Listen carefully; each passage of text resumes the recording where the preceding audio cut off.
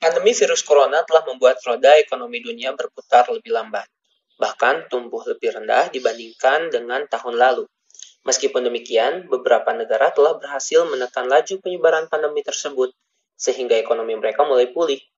Di Indonesia, jumlah korban pandemi terus menanjak. Ekonominya juga mengalami resesi. Jumlah penduduk miskin dan pengangguran meningkat.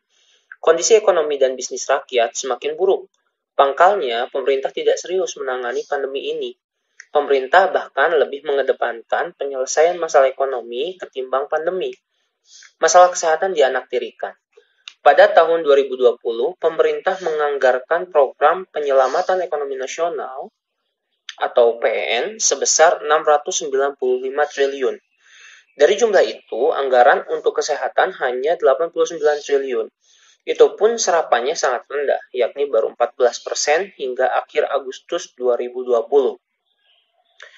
Banyak indikator yang menunjukkan rendahnya keseriusan pemerintah menangani pandemi ini. Sebagai contoh, per 10 September, jumlah testing yang dilakukan pemerintah per sejuta penduduknya hanya sebanyak 9.175 orang.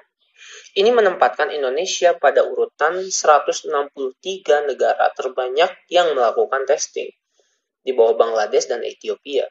Akibat merosotnya pendapatan akibat pandemi, ditambah dengan peningkatan anggaran untuk pemulihan ekonomi, pemerintah menempuh jalan pintas membiayai APBN, yakni dengan meningkatkan defisit APBN menjadi 6,3% dari PDB. Untuk membiayai defisit tersebut, pemerintah mencari utang di pasar modal dan pinjaman luar negeri. Pemerintah pun meminta Bank Indonesia bersedia membeli langsung obligasi pemerintah di pasar perdana, yang sebelumnya hanya dapat dilakukan di pasar sekunder. Dampak dari kebijakan tersebut, utang pemerintah naik tajam dari 4.785 menjadi 5.262 pada 2020. Pada tahun 2021, pemerintah kembali memperlebar defisit hingga 1.174 triliun. Jumlah ini hampir sama dengan tahun ini yang mencapai 1.172 triliun. Defisit yang dibiayai utang itu berdampak pada naiknya biaya pembayaran bunga utang.